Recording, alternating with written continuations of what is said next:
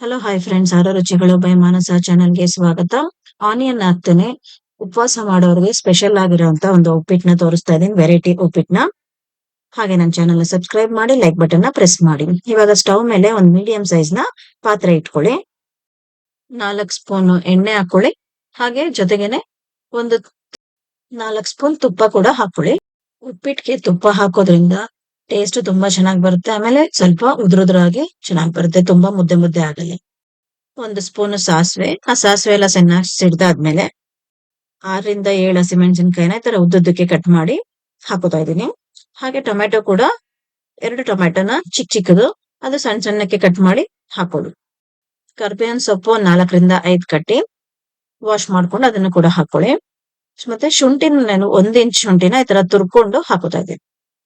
Beans ಕೂಡ ಸಣ್ಣ ಸಣ್ಣಕ್ಕೆ ಕಟ್ ಮಾಡ್ಕೊಂಡು 150 ಗ್ರಾಮ್ಸ್ ಅಷ್ಟು ಹಾಕೋತಾ ಇದ್ದೀನಿ. ತುಂಬಾ ಸಣ್ಣ ಸಣ್ಣಕ್ಕೆ ಕಟ್ ಮಾಡ್ಕೊಳ್ಳಿ, ಚೆನ್ನಾಗಿರುತ್ತೆ. ಹಾಗೆ ಕ್ಯಾರೆಟ್ ಕೂಡ 2 ಕ್ಯಾರೆಟ್, ಅದು ಕೂಡ ಸಣ್ಣ ಸಣ್ಣಕ್ಕೆ ಕಟ್ ಮಾಡಿ ಹಾಕೋತಾ ಇದ್ದೀನಿ. ಹಾಗೆ ಬಟಾಣಿ 200 ಗ್ರಾಮ್ಸ್ ಹಸಿ ಬಟಾಣಿನ ಹಾಕೋತಾ ಇದ್ದೀನಿ. ಹಾಗೆ ಎಲ್ಲಾನು ಚೆನ್ನಾಗಿ ಇದನ್ನ ಎಣ್ಣೆನಲ್ಲೇ ಒಂದು 2 ನಿಮಿಷ ಫ್ರೈ ಮಾಡ್ಕೊಳ್ಳಿ. ಒಂದ್ ಸ್ವಲ್ಪ ಚೆನ್ನಾಗಿ ಫ್ರೈ ಆದ್ರೆ ಆಯಿಲ್ ಅಲ್ಲಿ ಟೇಸ್ಟ್ ಚೆನ್ನಾಗಿರುತ್ತೆ. ಹಾಗೆ ಇದನ್ನ ಸಪರೇಟ್ ಆಗಿ ನೀವು ಬೇಯಿಸ್ಕೊಳಕ್ ಹೋಗ್ಬೇಡಿ. ತರಕಾರಿನೆಲ್ಲ ನೀರಲ್ಲೇನೆ ನಾವು ಉಪ್ಪಿಟ್ಟು ಹಾಕ್ತಿವಲ್ಲ, ನೀರಲ್ಲೇನೆ ಬೇಯ್ದ್ರೆ ಟೇಸ್ಟ್ ತುಂಬಾ ಚೆನ್ನಾಗಿ ಬರುತ್ತೆ ಉಪ್ಪಿಟ್ಟು.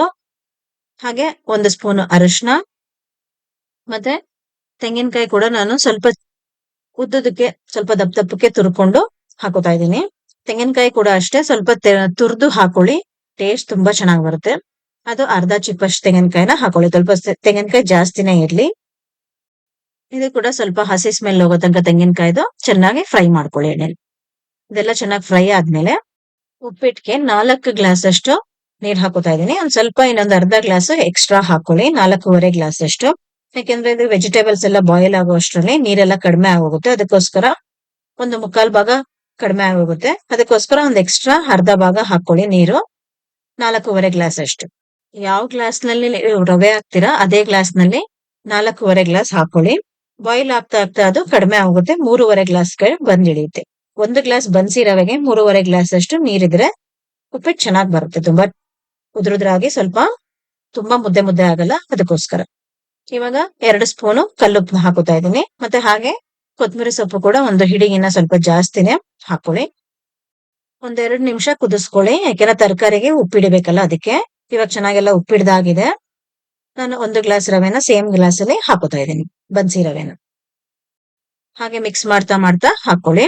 ಇದೇನು ನಾರ್ಮಲ್ ಸೂಜಿ ತರ ಗಂಟಾಗಲ್ಲ, ಅದಕ್ಕೋಸ್ಕರ ನೀವು ನಿಧಾನಕ್ಕೆ ಹಾಕೋಬಹುದು. ಇದನ್ನ ಹಾಕೊಂಡು ಚೆನ್ನಾಗೆಲ್ಲ ಈ ತರ ಮಿಕ್ಸ್ ಮಾಡಿ. ನೋಡಿ, ಆಲ್ರೆಡಿ ಥಿಕ್ನೆಸ್ ಜಾಸ್ತಿ ಆಗ್ತಾ ಬರ್ತಾ ಇದೆ. ನೋಡಿ, ಇಷ್ಟು ಥಿಕ್ನೆಸ್ ಬರ್ತಿದ್ದಂಗೆನೆ ಇದಕ್ಕೆ ಒಂದು ಪ್ಲೇಟ್ ನ ಮುಚ್ಚಿಟ್ಬಿಟ್ರೆ ಇನ್ನು ಸ್ವಲ್ಪ ಚೆನ್ನಾಗಿ ಬೇಗ ಬಾಯ್ಲ್ ಆಗುತ್ತೆ.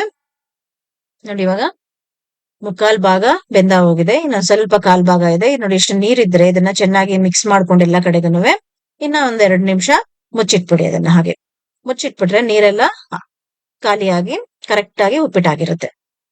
ನೋಡಿ, ಇವಾಗ ಕರೆಕ್ಟ್ ಆಗಿ ಉಪ್ಪಿಟ್ಟಾಗಿದೆ. ಎಷ್ಟು ಟೇಸ್ಟಿ ಆದಂತ ಉಪ್ಪಿಟ್ಟು ರೆಡಿ ಆಗಿದೆ. ಸ್ಪೆಷಲ್ ಉಪ್ಪಿಟ್ಟು ಉಪವಾಸ ಮಾಡೋರ್ಗೋಸ್ಕರ. ತುಂಬಾ ಹೆಲ್ತಿ, ಮತ್ತೆ ವೆಜಿಟೇಬಲ್ಸ್ ಎಲ್ಲ ಹಾಕಿ ಟೇಸ್ಟಿ ಆದಂತ ಉಪ್ಮಾ ರೆಡಿ ಆಗಿದೆ. ಇದನ್ನ ಹಾಕಿ ಚಟ್ನಿ ಜೊತೆ ಸರ್ವ್ ಮಾಡಿ, ಇಲ್ಲ ಹಾಗೆ ಕೂಡ ತಿನ್ಬೋದು. ತುಂಬಾ ಟೇಸ್ಟಿ ಆಗಿರುತ್ತೆ. ರೆಸಿಪಿ ಎಲ್ಲರಿಗೂ ಇಷ್ಟ ಆಗಿದೆ ಅನ್ಕೊಂಡಿದೀನಿ. ಹಾಗೆ ನನ್ನ ಚಾನಲ್ ನ ಸಬ್ಸ್ಕ್ರೈಬ್ ಮಾಡಿ, ಲೈಕ್ ಬಟನ್ ನ ಪ್ರೆಸ್ ಮಾಡಿ. ನಿಮ್ ಫ್ರೆಂಡ್ಸ್ ರಿಲೇಟಿವ್ಸ್ಗೂ ಕೂಡ ಇದನ್ನ ಶೇರ್ ಮಾಡಿ. ಹಾಗೆ ನನ್ನ ಚಾನಲ್ ನ ಸಬ್ಸ್ಕ್ರೈಬ್ ಮಾಡಿದ್ರೆ ಇವಾಗಲೇ ಸಬ್ಸ್ಕ್ರೈಬ್ ಮಾಡ್ಕೊಂಡು ಬೆಲ್ ಐಕಾನ್ ಕೂಡ ಪ್ರೆಸ್ ಮಾಡಿ. ನಾನು ಹೊಸ ರೆಸಿಪಿಗಳ ನೋಟಿಫಿಕೇಶನ್ ನಿಮ್ಗೆ ಬರುತ್ತೆ. Thank you friends.